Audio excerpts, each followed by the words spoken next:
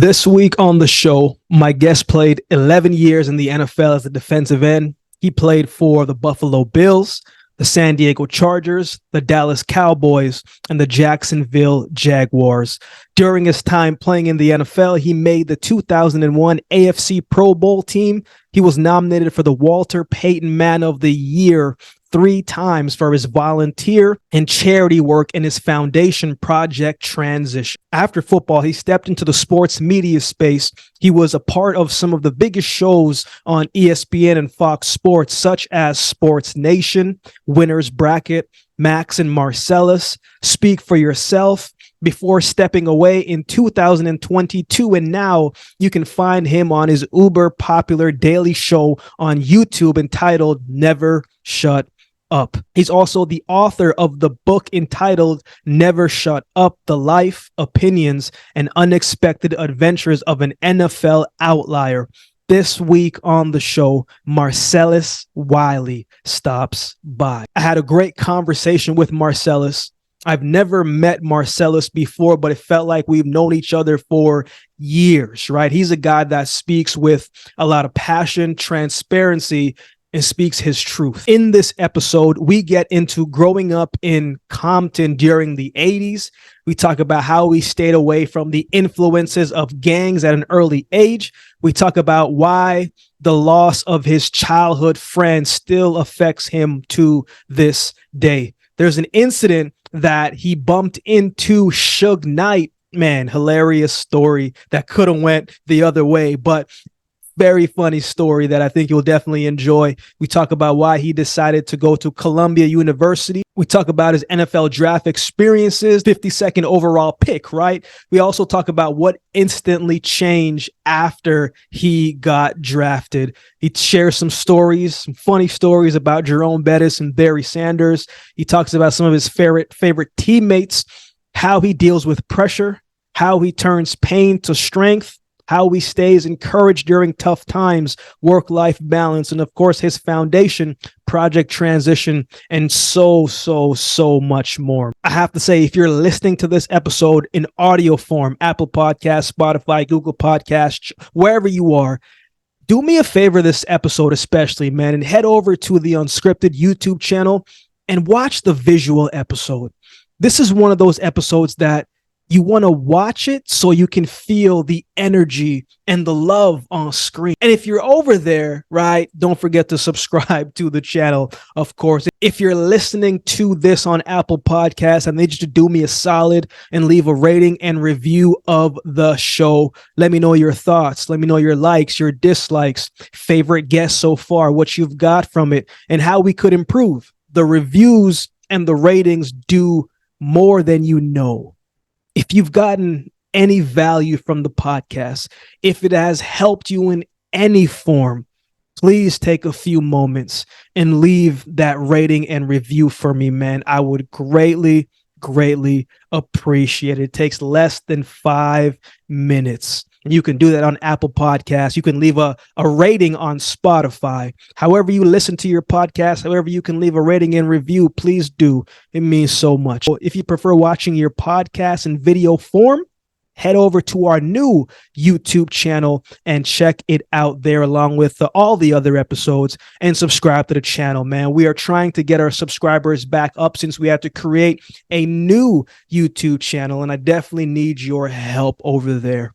So with all that being said, enjoy this week's episode with Marcellus Wiley. Hey, man, I am looking forward to our conversation today, man. Like I said, I know you have a lot going on, and I'm a guy that likes to get into it, Marcellus. I'm not a fluff type of guy. I like to just jump right into it, man. But I got to say, man, hey, you're looking good, man. Hey, you're looking good. Hey, you know what? I ain't gonna lie to you. I agree. Shoot. Now, let me stop. No, man. I'm putting in a little more work than average, the discipline.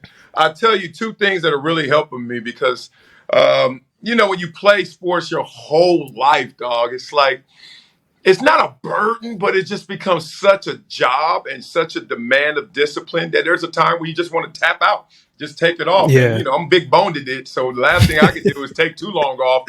But I intermittent fast, no lie, that's a secret for me that I tell everyone that helps. But then more than that, doing that infrared sauna. That's a whole different. I mean, you could sit in there for 20 minutes, not move a muscle, and sweat more than if you ran a marathon. It's crazy. So Oh, one of my wow. friends who's super yoked up, he hit me to that. I was like, dog, you really look insane, dog. And I know all you do is yoga. I was like, that ain't it. Yoga don't do that. Yeah. Yeah. So then he told me that, and no lie, my wife is on it. We all on it, and it's working, bro.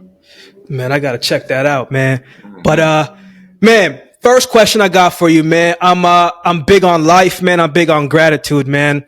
It's the one thing when I feel overwhelmed I go to. It's the one thing when, emotions come and you feel a little sad that I go to.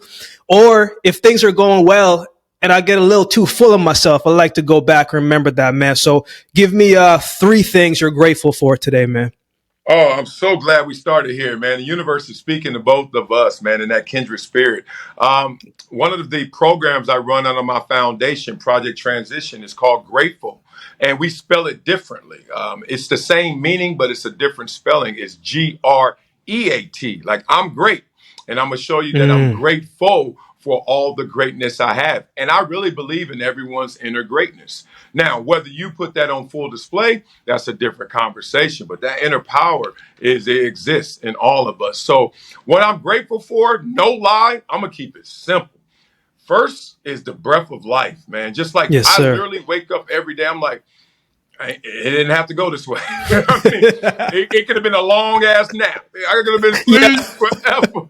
And that's I'm so terrified of death. But every time I take a good sleep or I have a surgery and you get that medical nap, and I'm like, damn, is that death? Because that ain't the worst thing. And we're like, oh, like, man, you just Yeah. gone. So Yeah. I am grateful for the breath of life because it allows me to be grateful for the next thing, which is who I am, man. Like the ups and downs, the things that I'm working on, the demons, the angels that I have in my, like, everything of my awareness. I'm so grateful that it's mine. Like, I own my experience, the highs and the lows. I'm really grateful for that because it didn't have to turn out this way. I put in a ton of work, man, and I still got to put in work just to stay in the game, let alone try Yeah. to win the game. So I'm grateful for just being me with the good and bad that comes with that. I don't want to be anybody else. And I see a lot of cats that on the outside, you're like, he got a few Billy, he got B's. I got a M, he got a B, like whatever. He got a T and he got a M, but I'm like, I run my own race, bro. In lane 1, Marcellus Wiley. So I'm thankful for that.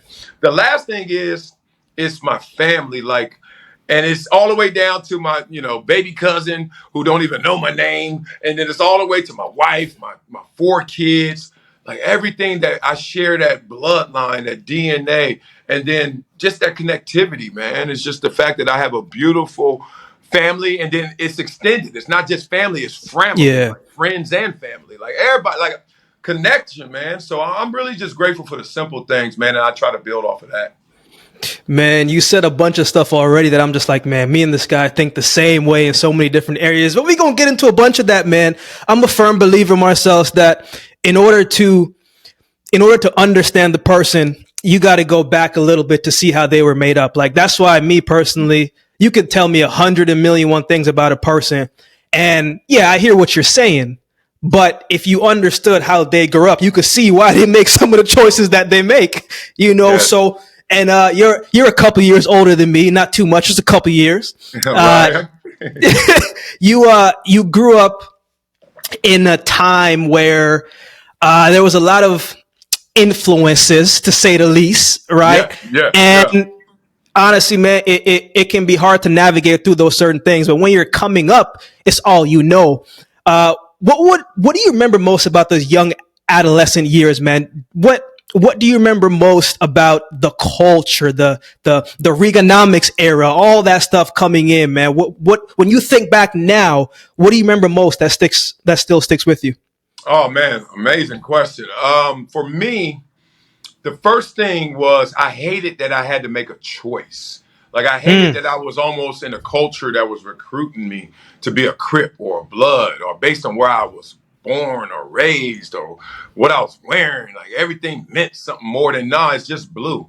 It's not. I think it's a cool color. No, I'm not a Crip. And now, no, I don't need to lose my life because I'm over here The peace sign is this, peace. But where I grew up, 60s. And then who Yeah. they had beef with, watch this thumb. Hoover. And I was like, wait That's a minute. crazy, The isn't it? movement of a thumb from peace to 60s to Hoover was death, life and death. And I was like, dog, why y'all forcing these kids like me to choose this? I got to walk on this side. I got to act this way. I got to be this way. I can't look over there. I can't be too nice. Like, I was just like, this is stupid. So I hated that.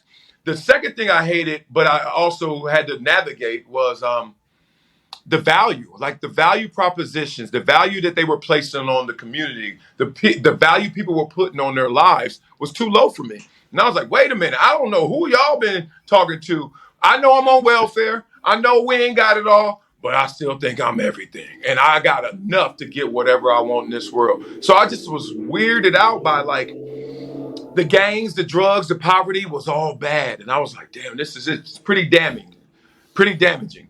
But the worst thing was the low ambition. I was like, dog, we know this exists. You're going to now internalize it and think less of you and try less in this world because all of these things are going on.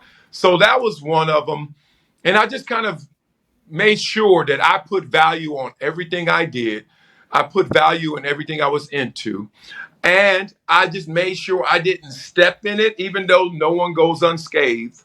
And made sure that I wasn't attracting anything that I didn't think was valuable, which included that lifestyle. I didn't want any part of it.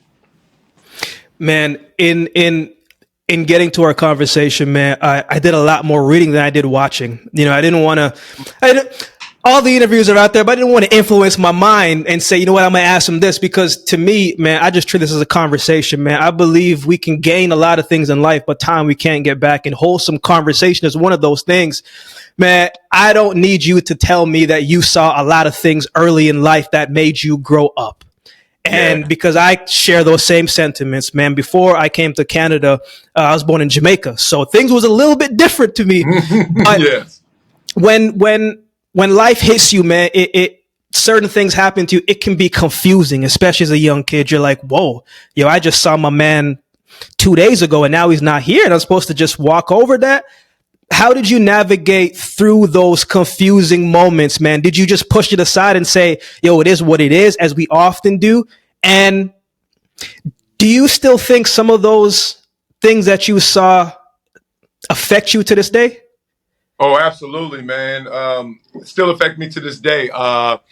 My attempt to deal with it, compartmentalize it, move past the trauma, still has an effect on me to this day. And, frankly, I find the peace I find in it is in that pain. That pain that I'm able to deal with, that I struggle with, the pain that happened initially. I lost my childhood best friend when I was 11. And How'd that happen? I went through death early. Remember, my great grandmother passed away when I was 7. That was devastating because we were really close. Couple uncles when I was really young. Another one, teenage years. So I was been to like 4 funerals before my best friend died. So I knew what death was, and I knew that pain. And you're crying, and then you hope to see him, and then you come to realization you never will. Blah blah blah. But this was different. And this is the one I still struggle with, but you know what? I'm up for that struggle. It's just like, I got to deal with this, and it makes me stronger. He was 11 years old. We were supposed to ride bikes. He was coming home. It was like a Friday. Same old routine. Once he gets home, we're going to ride. 5 minutes goes by, 10 minutes pass, 20 minutes pass. He's never late. I'm like, damn, especially to ride our bikes, we never late. You get the news that he got hit by a car. You think big and you think little. You think like, oh my God, he got hit by a car. Is he okay? And then you're like, nah, he just got hit by a car. I'm like, what could be? It's my best friend. It's like, we were just talking, like, he gonna be all right.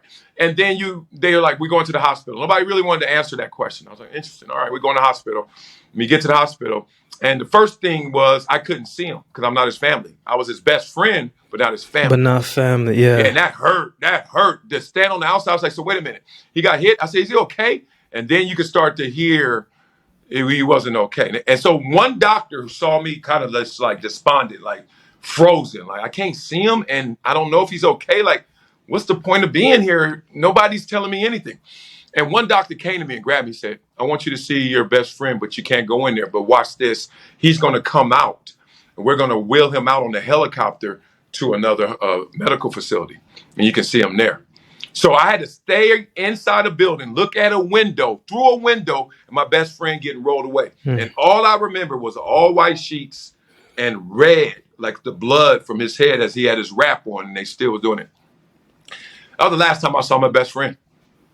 Wow. So that moment, he flies over, passes away the next morning. That next morning, I have a track meet.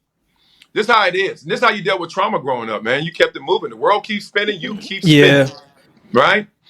And I ran in that track meet. Don't know how I did. All I remember is just one moment where everybody was like, stay away from Marcellus today. He's going through it. His best friend died.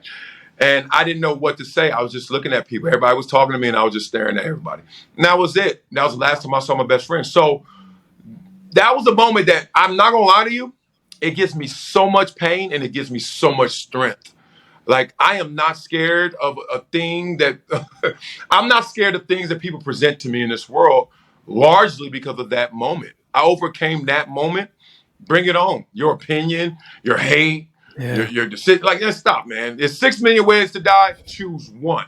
And there's only one way I'm going to die, is death. Everything else, I'm going to get through it. And so since I got through that, I'm going to get through everything. Man, that I got a little shivers going down the body, man, because my grandfather passed away when I was in the 9th grade. And apart from my dad, he was the other person who showed me unconditional love. Right. And my grandfather's old school Jamaican man, probably been saved to that point 5 years. So he had a pass, you know what I'm saying? But when I came into the world, I remember he used to hold me in his hands for like hours and just watch me. And so when he passed away, man, like, I felt like a part of me was missing. And I don't really know if I ever got that piece back. But the thing that I did following that, man, was, again, you did a track meet, you just went through the motions, did your thing. I was getting ready for football season. And I remember my mom came in and she was like, man, what are you doing? I'm just like, I don't really know. I'm just going to write his name on this shirt and I'm going to wear the shirt every single game. And it made me feel closer to him. But there's certain things that is not really easy to deal with, man. How do you turn that pain to strength, though? Like, there's going to be someone listening to this, Marcellus. They're going to be like, man, I hear what he's saying. He's making it sound so easy. But man, how does a person get there? How did you get there to say, I lost my guy, I lost this person, but I got to find the strength to keep going? How? Yeah, the how is, I think, comes from the perspective of knowing who we are in this world, why we are in this world, and the forces at play.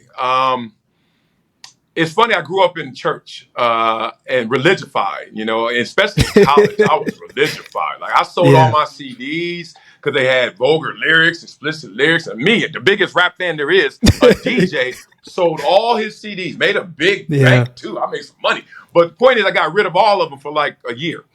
And then made some money and bought them all back. But the point is, I went through that process. And then I started to look at religion the way I look at it. And it may not be something that everyone subscribes to. But to me, it was really a book of psychology. It was a book of letting you know the understandings of this world and not always the literal interpretation that sometimes people take it. So there's a God. Guess what there also is? There's a devil. Okay. There's a day. There's a night, right? There, you can see these forces in balance and at play all the time. So you can't realistically in this world expect something to go up and not also come down, right? So I learned that and I was like, oh, that's interesting. So good comes with bad. Right. All right. I get that somewhat, but this is how it really applied to the pain I was talking about. So then I started going in the weight room. And every time I went in the weight room, it hurt. But every time I came back, I looked better. I felt better, strong. I was like, damn, so I'm hurting, but I'm better and I'm stronger. And then I started to realize, oh, that's how you get bigger and stronger. You break it down And then you rebuild it stronger. So then I start making the connections and parallels, not only from religion, but just like working out simple things. Like, yeah, how does a ball bounce? It doesn't go up in the air. It goes down and then bounces up. Back up. How do you jump up? You push down. And I was like, wait a minute. So when I go through hell, I know that it is also pulling me closer to the heaven if I can survive it in terms of spirit, in terms of mindset, if I can have the faith. And I just draw on bad times to get me closer to the good times, but it's all a test of that faith. So I got a long list of stuff, but long story short, I go back to my faith. And I'm like, this is coming for a reason. This ball bouncing, and it's going to bounce higher because it hit ground. Yeah, that's good, man. That's good, man. Man, I have to I have to ask you this this story that I was reading. I was just like, man, that's interesting. Suge Knight. Right? You it's a little bit later, of course, but since we're talking about Cup, we're talking about Slauson, we're talking about, just to light things up a little bit, man. I don't assume anything on the internet is true until I ask, man. Suge Knight, you had a little with Suge Knight. Talk to me about that, man. How did what happened there? Yeah, it was so random too. I was just going to some club. It's the club that's off like Santa Monica Boulevard. There's a lot of gay clubs there, and there's this one gay club that used to be a hip hop club too for like not straight people too. So I'm going. It was a scene, right? And I love going to clubs early. One, the sociologist in me, I like to see it build. And it was weird because I'm in the league. I got some notoriety. People know me, and they're like, "Why are you here when everybody here? General Mission here?" And I'm like, "Dog, let me be me." Plus, this is when you're buying bottles. This is early 2000. I'm like, shoot, I'm gonna get my money's worth. I ain't gonna just come in here for 38 minutes and spend $2,000. Like I'm gonna spend it over 4 hours. So I'm there at 10 o'clock, damn near, right? Long story short, I got 2 tables. They gave me the best seats in the house. 2 tables. 1, because I did have a name, but 2, I was there before them earlier. So they're like, let's hook him up. He gonna spend that dough. Turns out Suge shows up about 11:30, 12, 1 o'clock, somewhere in there. And I'm like, all of a sudden the waitress comes and taps me. She's like, sorry, we got to move your table. And I was like, now I'm in the zone already. First of all, I'm out here winning and I'm big money. And every girl is there, is parked in I'm like, move my table. Because I was like, once you move my table, I'm going to lose a couple. So I was like, nah. Exactly. We stay. And then she was like, she was stuck. And I was like, how hard is it? We're not moving. Then she brought her manager. And he was like, he's like, Suge in the building, Suge want the table and stuff. And I was like, part of me wanted to be like, so what? And then part of me was like, that is Suge. So then I was like, all right. I was like, all right, move my table. I was like, all right, move my table. But it didn't go down like that to him and his crew. It went down like, I was like, man, forget this fool, because it took so long. So then I didn't know all this in the moment now. And I'm leaving. And I had a white Rolls Royce, once again, parked in the front, the best spot. Suge couldn't get the best spot. Suge couldn't get the best table. Oh, man. Oh, it's going way. And then I bet he like, this fool Wiley. I don't give a damn, right? I'm Suge now. You better smoke my cigar and recognize it. Exactly. Right? So I'm like, I'm getting in the car, and all of a sudden, cats, you can just feel it. And then you were like, nah, you always just like, nah, it can't be. And then you're like, it can be. I saw all of his crew in front of my car, like looking, and then they looking at the car, and I'm thinking they like the car. Then I was like, nah, that ain't the look of the car. That's the look of like, yo, there you go. And then they start coming, and then Game was there. He was like freestyling. He wasn't even out yet like that. He was just freestyle rapping like rando. It was crazy. Yeah, and then Willie McGinnis saved the day. Like Willie knew everybody. So Willie Mack, go to SC from Long Beach and stuff. Somehow, some way, he talked to them because a dude was coming around like, what? And then Willie said something to him. He was like, oh, no, that's cool then. All right, I'm glad he's a homie because if not, I'm like, over the table? So I got. Let me go back to the crib. I was like, man, and I don't know what would have happened because it would have been better if Suge came up to me because then I could have talked some Compton. And my coach was his coach in college. But it was just like male ego 101, man, on full display.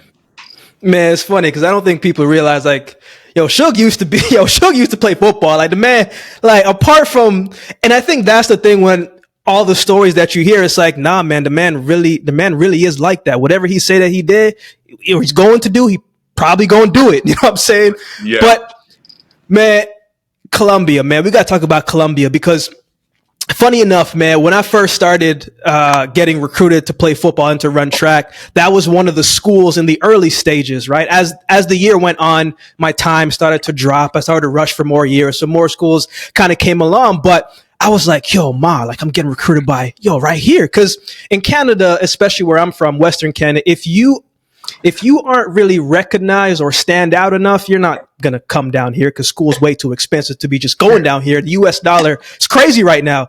Yeah.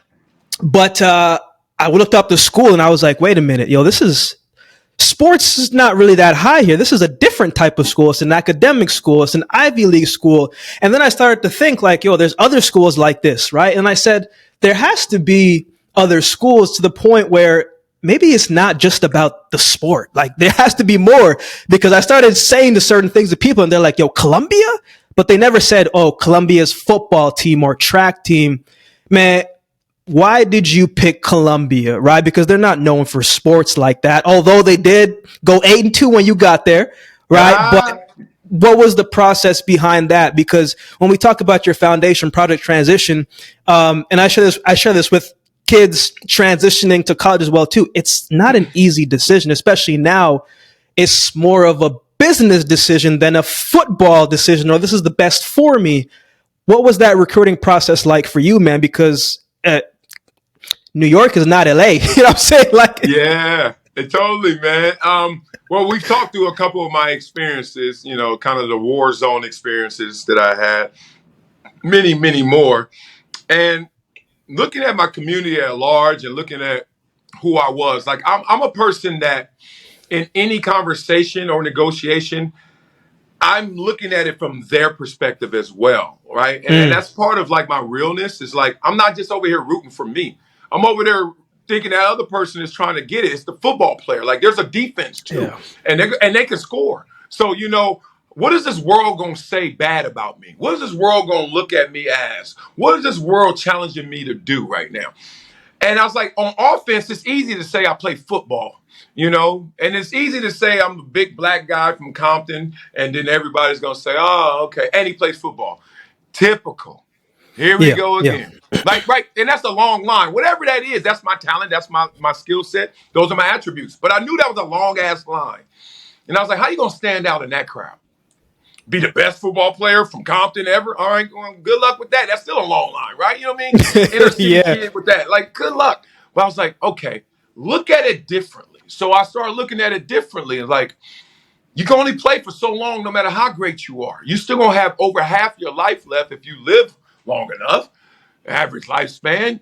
You're going to be retired at 30, 35, and then you're going to have a whole nother life to live as a former football player. Or you can be held in higher esteem.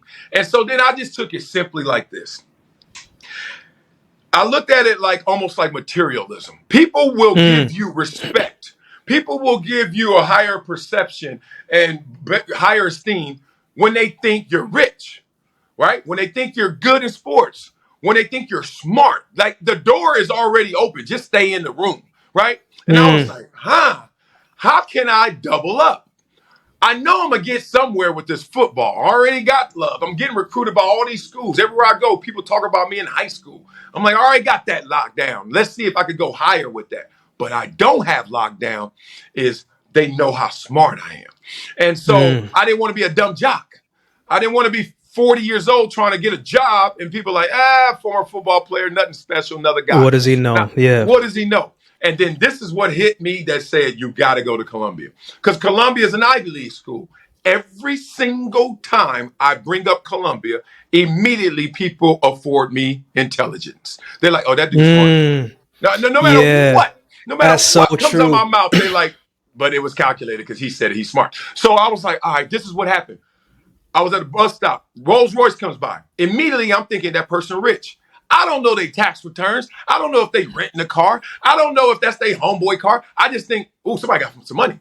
Somebody on the bus stop with me. I'm like, I know I ain't got no money. I think they ain't got no money either. Whatever. Maybe your car broke down. It could be something good. Point being, I was like, damn, We all go around with these simple solutions, these simple labels, these simple accusations. And then it's up to you to prove it different. I was like, I do not want to go a whole life proving people that I'm actually not a dumb jock. I'm going to prove that I'm smart. So I just rigged it. And I was like, all those other schools are great. Sounds amazing. I want to play football in front of 90,000 and all the cheerleaders and all the fanfare and how big college football is. But when I told my counselors, all those big schools that like me, they were like, good for you. Great for you. Yeah. And then when I told them Columbia, they were like, boom. Yeah. They're like, Marcellus, go to Columbia. You go to Columbia. Do you understand what it does for you and your name? I was like, there it is. So I just jumped in the Rolls Royce and see where it was going to take me. That's all I did. Man, I never understood that until I came to America. All right. Because I ended up going to the University of Alabama. But when I would say it versus a Stanford, I'm like, yo, they get the same degree that I'm getting. Why you ain't treating the same as, so I'm just like, wait a minute. But I remember, Marcellus, when I first came to Canada, man, one of the first documentaries I saw was a football documentary. I don't even remember the player, man, but I remember he said when he finished playing football, he went into this massive state of depression because his identity was in the sport. And so when I was 8 and I heard that and I said, man, I will never be defined as just this athlete, even though I wasn't playing sports at a high level like that.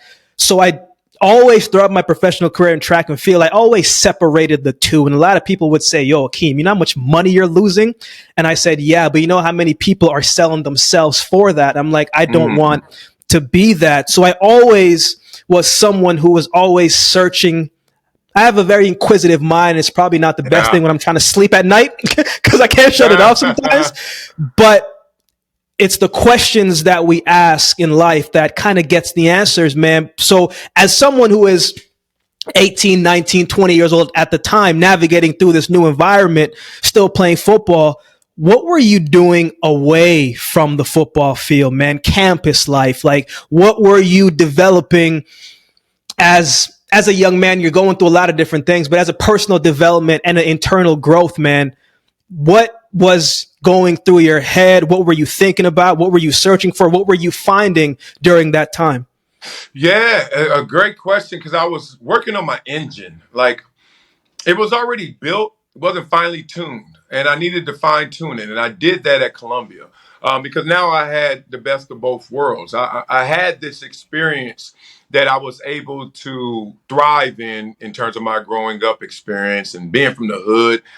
There are a lot of positives in the neighborhood. There are some great people. People who don't necessarily always have the material things, but they also have the big hearts. And there's just people that connected with you. So a lot of wisdom in the neighborhood, maybe not always realized in terms of that wisdom being what they lived through, but they knew what to do. And I picked up on all of it, right? We had a crazy lady down the street, and we used to call her Crazy Lady. But every time you walk by her, she dropping the gym. She just telling you something crazy. And you're like, we only call her crazy because no one has to ask her to say anything. She just like, she just starts spitting out some stuff. You're like, what? Crazy lady talking. But you listen. Space and opportunity. Space and opportunity. Yes. So, I mean, I just had so many great memories. But I had to fine tune my engine because now at Columbia, it was an opportunity for me to become bilingual. And that speak the language of the haves and the have-nots. And I was able to do that. And I was like, wait a minute. I know affluence now. And I also know adversity. And I can speak both. And I'm comfortable in both environments. So you're not going to kill me and oppress me or make me act weirdo because you got a ton of money. Or you have nothing and you sitting there like trying to stare at me and mad dog me. I'm like, I'm good either way. Let's talk through this. So that was what I went through at Columbia. Two things that I had to go out there and really refine who I was. Because I already had the hardware, and it was like, now let's apply different software. This is a different software than what I was used to growing up. The other thing was, I ain't gonna lie to nobody. My counselor told me, she's like, in college, this is the last time before the real world where it really counts. This is your last little playground. This is your last little, okay, slap on the wrist kind of level before it all adds up and it's all real and it all counts, right? So I wowed it out. I was wild out. Like, not nothing crazy, nothing illegal, no jail, nothing. But boy, was I in them streets when I could be in Yeah. Because I was like, I'm going to get it out. I'm going to get it out because I'm going to learn, figure it out, fall down, and then get it out of me. So, man, just dating, just hanging, but always on campus. Like, I ain't no crazo. I ain't go down like downtown, going across boroughs. I wasn't in somebody's neighborhood I ain't know. Nah, I did it all safely on campus, but at the same time, I was a wild boy, man, and just get it out and have some fun, especially coming from where I came from. My mom was very, very protective. I couldn't have sleepovers. I'm glad we didn't. Good rule. Good. No, none of that. None of that. I don't know your uncle over there who crazy and maybe. So mama didn't play that. So I just lived, man. You know what I did? I saw how far I could reach and stretch out. And I did that internally, and I did that also in just my perspective. I wanted to touch all four corners of the room.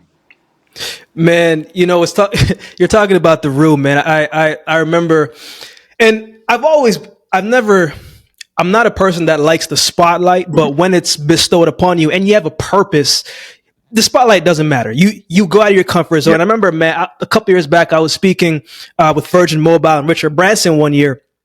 And so I noticed that, like, before we were going on, the chairs were set up and we were about to go and speak, and the room was going crazy. Music was playing, everybody was eating. It was loud, Marcellus, loud. But then, like, I noticed that as soon as Richard Branson came down, it was immediately quiet. I'm like, did I miss something? He didn't say anything. He didn't tell a joke, not a single thing. It was just quiet. And I said, Joe, they're treating this guy with a tremendous amount of respect. Obviously, when you're one of the world's richest man, you probably do that. Yeah. But he comes and he taps me on the shoulder and he says, "So you're the Olympic runner guy with the medal?" And I said, first of all, I'm a little paranoid as is because of how I grew up. I'm like, yo, who's touching me? Yeah, don't touch first. You better speak first. Don't touch first, bro. What? And after we do the event, and then I asked his people, I said, man, when is he leaving? They said, he's leaving tonight. I'm like, oh, I didn't know that there's flights like tonight in the next hour. Cause they're like, no, he's got a private jet. I'm like, oh, like, yeah. Can I get out the jet? Cause I got some stuff to do too. But it made me get this mindset and this mentality. Whereas any room that you find yourself in, like, you have to believe that you belong there, and so that's what that kind of taught me. But man, I was also reading too, man, you played a little tailback, you know what I'm saying? People know you as this defensive end guy, but you was tugging the rock a little bit. But how did you get that switch to defensive end, man? Because I know you were running the ball in college, but what was the coach? Who do we have to pay our respects to say, you know what? You made a great decision, man. How did that come to life? Yeah, it's funny you say that because the tailback in me is like, how'd you become a defensive end? Because I grew up like a real running back, like getting recruited as a Pop Warner running back to go to high schools. And then in high school, still getting recruited to go to colleges to play running back. Now, I used to run track like you, and I was super fast when I was little. And then a football player started to be born inside of me, and I got a little too big for the sport. But I held on to the speed well enough for a big guy. But, I couldn't compete like I used to. But we won the nationals in our relay, set national records. I won the open 400. Like, as a little itty bitty, I had fast in me. And so I was a running back naturally, And then I get to Columbia, my first 2 years, I'm a running back. I can't lie. I'm doing good to well in the Ivy League, which ain't going to get you an NFL opportunity. And I'm a running back. I'm an okay running back in the Ivy League. That ain't it. And thank God. And this is why I always use everything for good. 6 million ways to die. Yeah. Choose one. I'm not going to die because my coach came to me one day in spring training, and he said, Marcellus, I think we got to talk about switching your position. We just recruited the #1 rushing leader all time from California named Jeff Bird. And then I saw him in practice. I was like, I ain't better than him. Like, it was just that fast. That's why I love track. Track, I am faster than you. I can beat you. What's your time? Let's go. It's black and white. Football a little different. Football, you like, oh man, he got a better block in that play. Oh, coach called that play for him. He didn't call for me. That's why I was like, but I had the track mindset. I watched him run a couple times. Like, he better than me. All right, coach, what'd you say? Switch what? Switch what? And he was like, play D in. And I was like, damn. At first, I was kind of scared. I can't lie, because I was like, that's going against the offensive line like this every single play. And I'm like, they bigger than me. I used to run around them, but now I got to run into them on purpose. I was like, oh, hell no. But then the day I switched, it kicked in. I mean, I got abused probably a couple times because I didn't know what the hell I was doing. But then it switched. I was like, these fat fools don't like to run over here. Like, they open the line, they got like 3 steps. 1, 2, 3, punch. If that misses, oh, well. All right. You better run, quarterback. You better be out of the way, running back. And I was like, I like to run because I'm a running back. I ran track. So now I'm just playing both roles. I'm a 6'5", 280-pound running back playing D-line. And I'm just doing this. I'm just running around them. They like, man, stay still. Wiley, where you going? I was like, yeah. And then that's when the pro scouts started taking notice. Like, that's a big old dude that's running. And then the rest is history. Man, 52nd overall pick, man, Buffalo Bills, right? Yes. I think I want to talk about it from two different angles, man, because, you know, whenever you talk about, like when I turned pro, Marcellus, I had no idea how contracts work. And it's like, yo, nobody wants to give up how to navigate through certain things, right? Because I'm a person that I want to know A, B, C, so I can see if my A looks like yours. It doesn't. Okay, maybe I got to go B first, right? But I think one of the biggest misconceptions is like, as soon as you get drafted, like you're a millionaire right then and there, you know, and yeah, maybe if you're the first top 10 pick, you know, but it's a little bit different, man. But I want to ask from a internal standpoint, from where you grew up, man, from where you grew up to the journey forward, what was it like for your name to be called? And what was the biggest change for you that year away from the actual football field? Yeah. To get your name called, like, seriously, I think it crystallizes when you immediately replay all the work you put in. The good and the bad, you know, going to the hills and running until you throw up. The times when you're in the gym, you couldn't get up that weight. Then the next time you did, you really, like, I mean, it's like, you know, they say your life flashes before your eyes before you transition. I felt the same way. I was like, oh, snap. All of that added up to, like, it worked. And it's just amazing. Like, it worked. Like, I got drafted. Like, you know, because you with boys, you with dudes who are better than you sometimes, and they didn't make it. And then there's dudes that you training with, and they rooting you on, and you sometimes doubting yourself. Are you going to make it? And you just doing all this stuff, and you're eating right. Then you try to live a life, but you got to make sacrifices. Just like all this, like everything. I was like, it worked. And it just gave me so much power. Like, if that worked, don't ever tell me nothing else can happen. I could go get whatever I want, right? So it was really empowering. What changed immediately? Immediately were the people.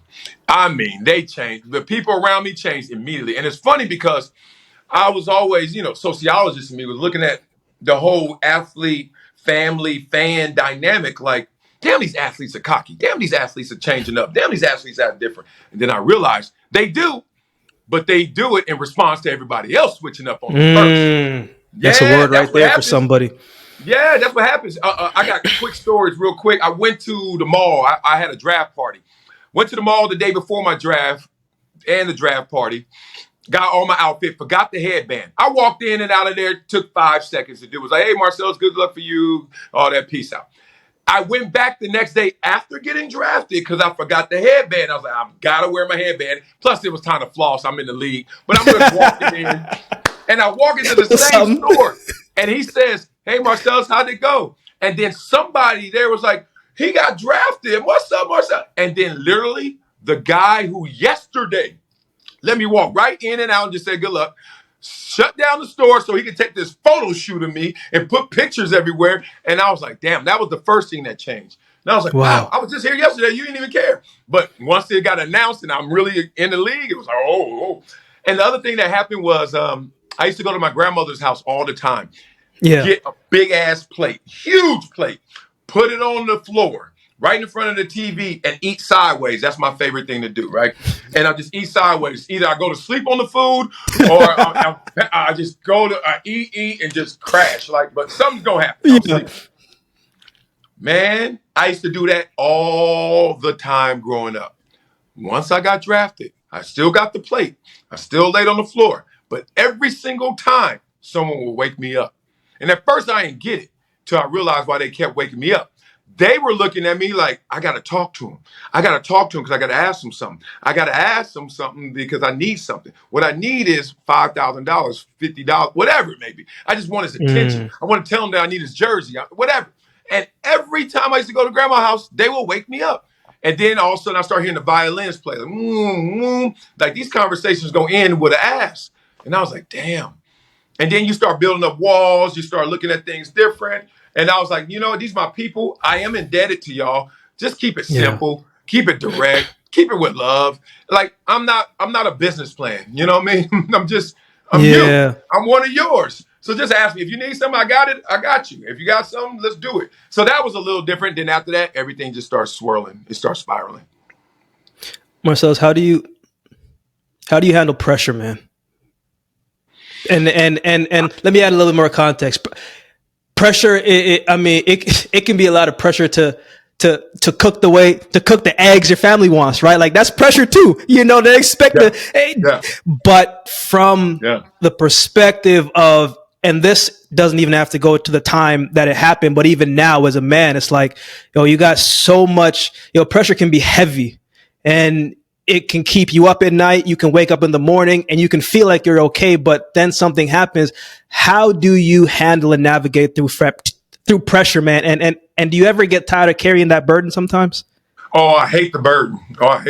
But it beats the alternative. I tell people that all the time. You get the big bucks in this world to do the things you don't want to do.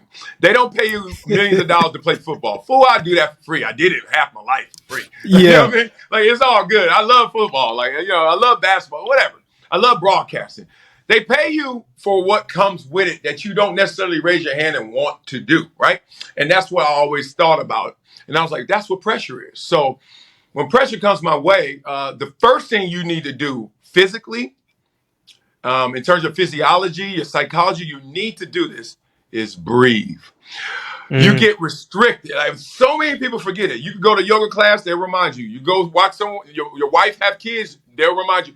Everything you go in life that's going to be really tedious, strenuous, breathe through it, right? Relax yourself, like really, because it opens you up. Because the pressure is trying to tighten you and restrict you. You need to be loose. You need to be pliable. First thing I always do when I feel like, I got to do all this, slow this sucker down, right? So I do that as a simple reminder, simple step. But the deeper step is this.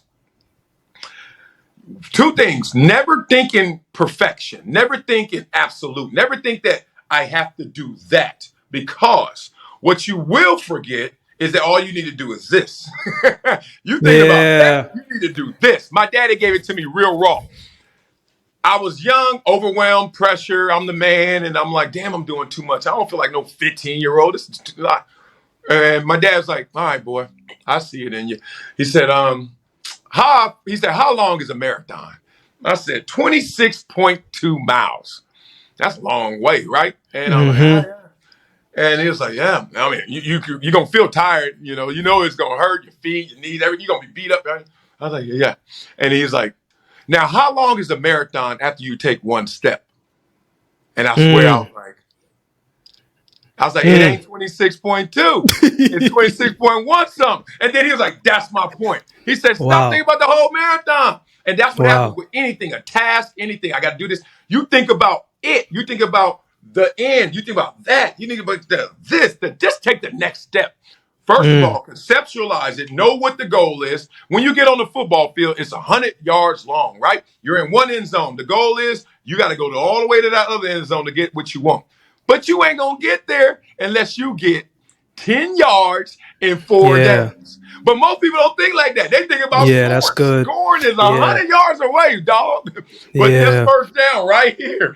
And I got 4 chances. So I got 4 steps to get 10 yards to have the opportunity to score. And I look at everything that way. And as soon as you bring me anything, I don't give a damn how big and how heavy it is. First thing I think is, all right, that's where the end zone is. Now, this is how I keep it going. This is how I get that opportunity to get in that end zone. You do it that way, pressure is just something to breathe through, bro. Man, that's good, man. That's man. Your dad seemed like one of those straight up cats that he don't play no games. Let's just get to it, man. Get to it. I think one of the biggest things that people forget, man, is like, yo, you played in the era with some dogs. Like, there's dogs in every area. But, you know, people see Shannon Sharp on TV, right? But he got the older muscles. You know what I'm saying? You played with him when there was a little bit more oxygen to him, right? The Ray Lewis area and like running backs area when they actually valued running backs. But man, what stories do you have about those times, man? Because I hear a lot of the trash talking here and there, but what was it like for you, man? Like, was there ever a player or a team that you're just like, oh yeah, it's going to be a long day for us. It's going to be a long day for us. Heck yeah, man. It was, you know, and I respect the game because it evolves like the world evolves. And these guys are more athletic than we were, even though there are some athletes that transcend every era. Like, you know, we get it. But the average, the meat of every era, it just continues to evolve and get greater. I mean, you know, what I was doing in terms of measurables and playing now is a little closer to standard issue, even though it's exceptional. It's still, there's not just one, there's like 4 now, and then there's going to be 14, you know, that's how it goes. Yeah. So I respect these kids, man. And I don't like when we say they're soft and all that. I'm like, no, they're just more efficient. They're smarter. They know more. They stand on our shoulders and see more. And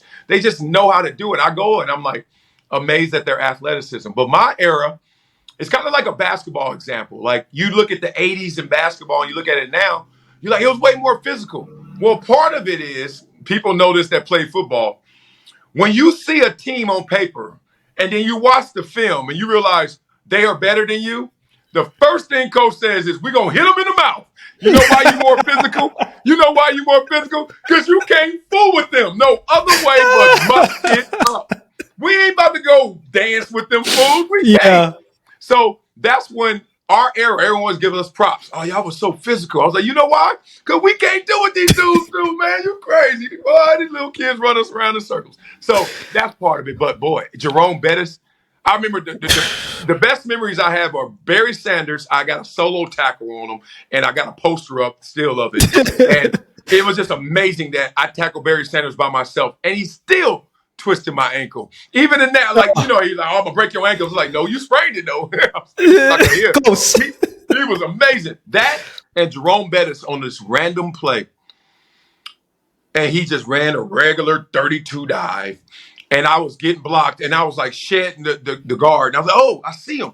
And I got off late, guard blocking me well. I got off late and I saw him and he's like right here. And I decided, stupidly, to put my arm out to try and just do an arm tackle on the bus. And the bus hit my hand and arm so hard that my arm, this part of my hand slapped this other shoulder. Like, it went like a turnstile. It went, wow, and he just kept running. And all I saw was like gas and fuel. And I saw him just running. And I was like, his thighs, his calves were this big. And he hit me so hard, and my shoulder just came off the bone, it felt like. And I was like, golly. So, to your point, it was a physical error. We had to get down. Man, you know, you had a lot of great teammates, man. And I think this is the one thing that I think sports obviously teaches you is you're trying to mesh a whole bunch of personalities, different people together for one common goal, especially in football. You know, you played with one of my favorite players, LaDainian Tomlinson. I always thought his game was just so smooth. I'm like, you should not be able to do that. How you got hands like this and you got jukes like this? It don't make no sense. But you can only go as far as when you get everybody on the same board, man. So who were some of your favorite teammates, man? And why did they make that list? Yeah, Bruce Smith, just because that's my football father, I call him Pops. Just because he's one Bruce Smith, damn it. Like the blessing of life. Remember we were talking about what we're grateful for? I'm grateful that I was blessed enough to live a life that I get drafted as a defensive end to a team that had the greatest defensive end ever on there. And he's an amazing person. I was just like, damn, How blessed am I? I'm out Thanksgiving with Bruce Smith, hanging out with him Yeah. and his wife Carmen at Bruce Smith's house, and that was just like routine. That's amazing, man. Growing up, I was like, wow, amazing teammate. Careful though. Don't try and do what he does. It won't work for you. You know, he was way more special than you. So it's like, don't do what Bruce does. Bruce had his own routine and it worked for Bruce. Do not think Yeah. you can do that, right? He was just a G like that, vet. Junior Seau, he had the Yeah. greatest skills, biggest heart, but also had the mindset of the last guy on the team that was hoping to make the squad. And it didn't make Wow. any sense. You were like, how you the best and not talented? Like 6'3", 245, huge sideline to sideline, and then acted literally like coach was going to call him and cut him that day. I mean, he just was like nice. He was just chill. He was just inviting, and he was still a star. Like, he wasn't like meek. He just was like, yeah, buddy, let's go. Let's go. Let's do whatever. Let's go play. All right, let's go. And you're like, do you ever say no? Do you ever just be like, nah? I mean, he was just amazing. Always You too gluing nice. us together. Yeah. Just nice. I'm like, God dang, you nice. Like, and then get on the field and destroy some stuff. What Yeah. a foul, man. So those were some of the amazing teammates. You know, you can keep going down the list, but those two, maybe because they helped raise me.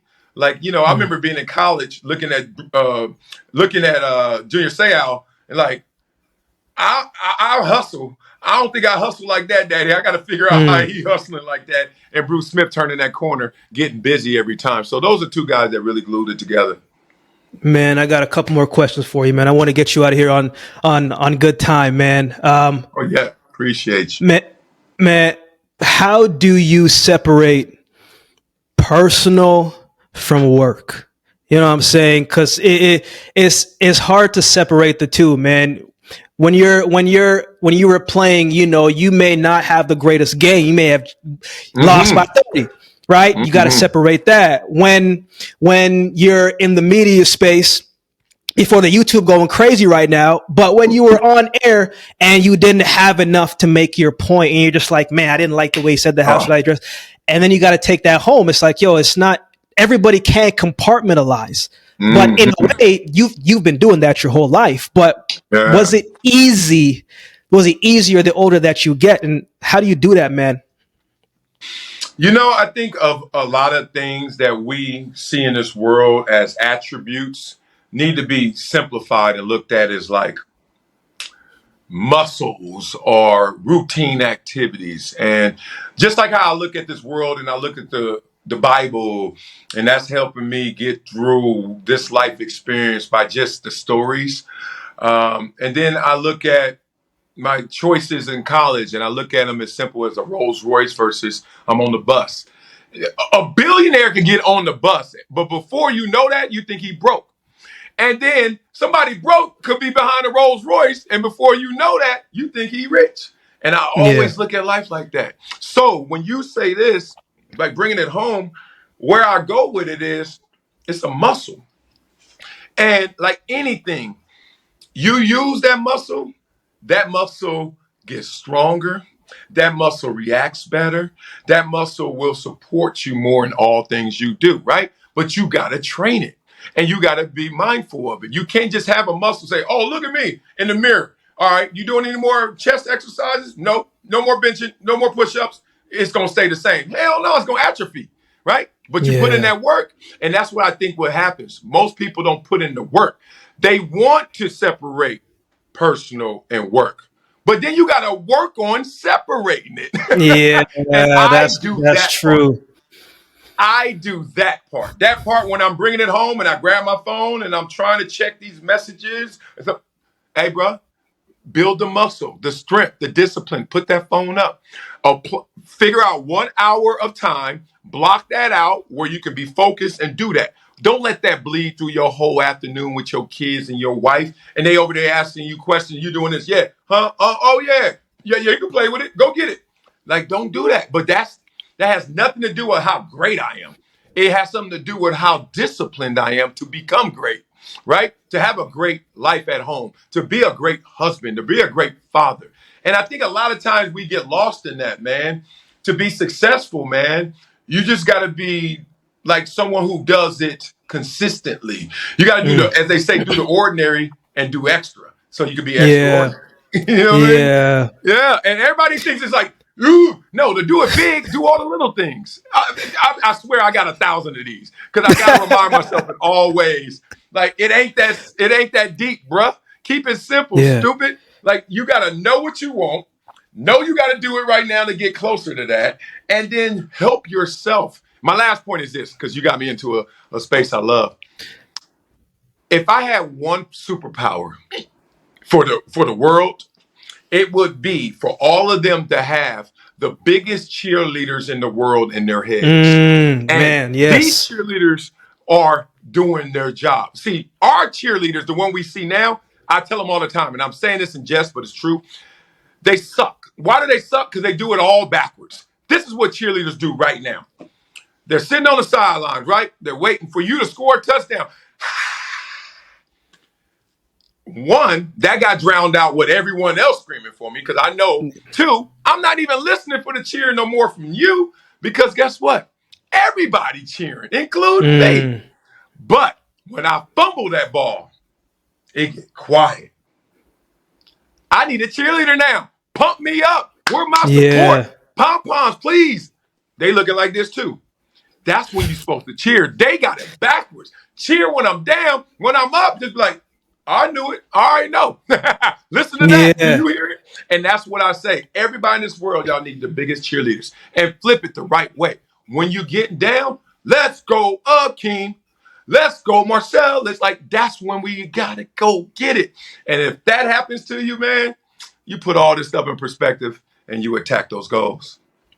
Man, somebody needed to hear that today, including myself, man. I need to hear all of these, man. I'm gonna get you out on this, man. I throw them up.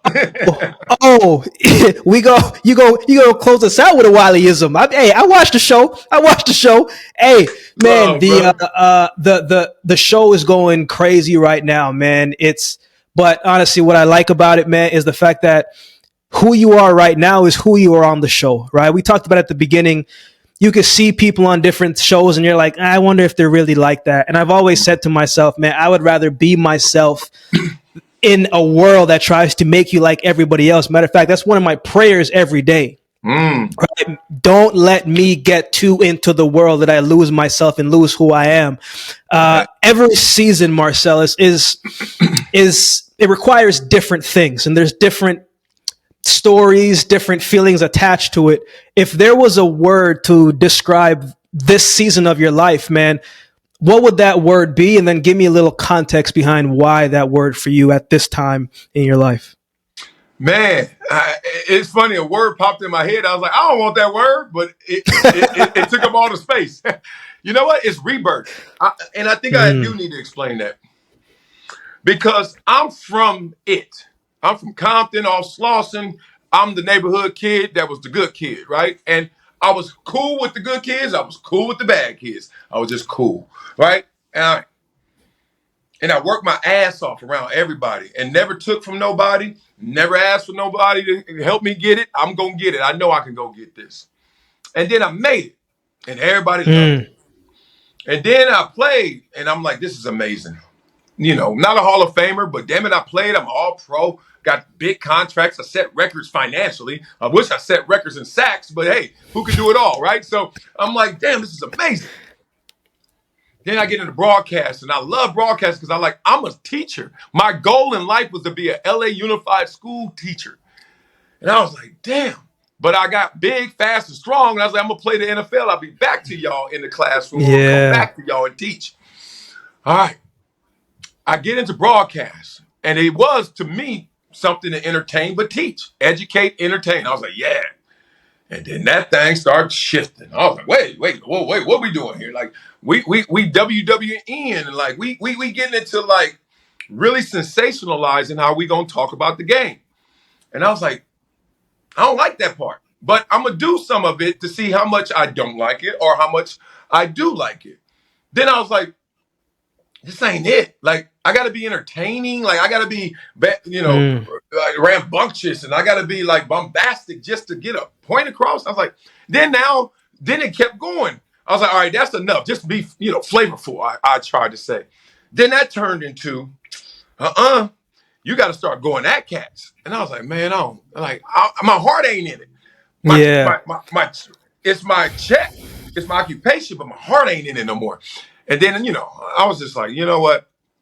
I got to a place where I was like, man, you're losing yourself. Like you said, in this world.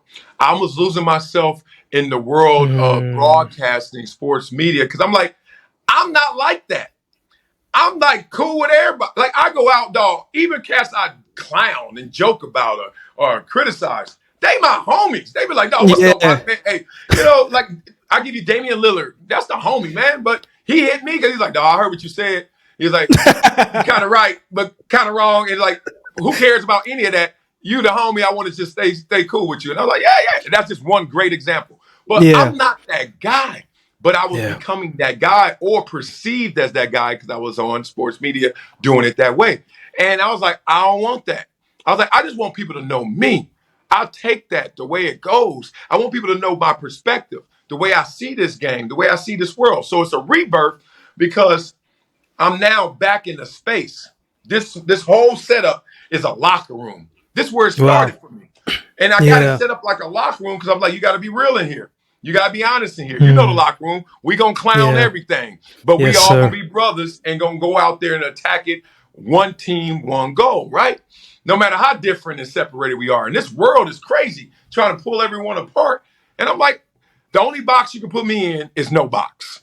If I never grow up and choose cripple blood, if I didn't do that, if I stayed neutral Strong on that, then. Yeah. y'all gonna try and tell me now I gotta be hey, I gotta be a clown circus. I gotta be conservative. I gotta be liberal. I gotta be left. I gotta be right. I gotta be, you gotta be one of those guys, those pundits that go in. I ain't gotta do none of that. I'm gonna do me.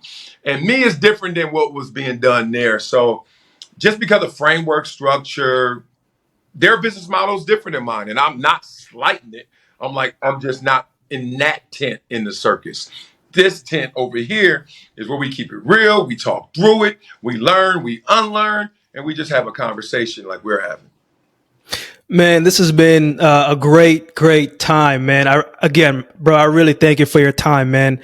And for all that you've shared, man. When I started the show, man, I said, I don't want to have anybody on here that I actually don't want to talk to. You know what I'm saying? Like, I feel like a lot of times people have people on because of the name and maybe what it'll do. But I'm just like, no, I actually want to talk to people that I want to talk to. Mm-hmm. And I can honestly say, man, you are who you say you are. And I know just because you may carry the burden and you carry it well, doesn't mean it's not heavy sometimes. So, man, I'm sure you hear it enough. You got a great support system around you, but man, please, man, keep going, bro, because it's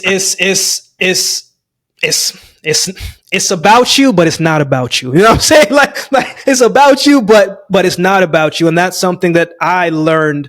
Whenever I have these doubts in my mind and these fears, I'm just like, man, shut up, Akeem. It's not about you. You know what I'm saying? There's more to it. So, as we close out, man, I want you to do two things for me, man.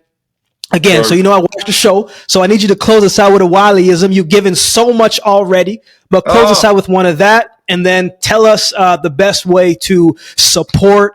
And real quickly, man, I just want you to briefly tell us about Project Transition, man, because I read about it, watch what it's doing, but I think it's important for you to say it more than me to say it, man, because honestly, man, it's one thing to talk about change. It's another thing to try and live it and make an impact doing it. And you're doing just that, man.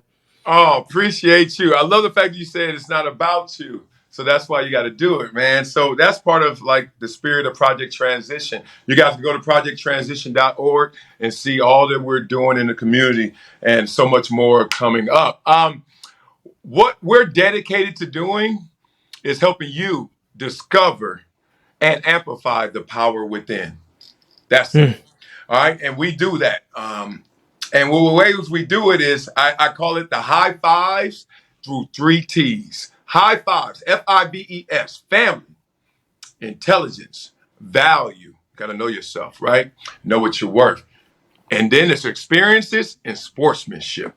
That's what, if you want to say Marcellus Wiley, nutritional facts.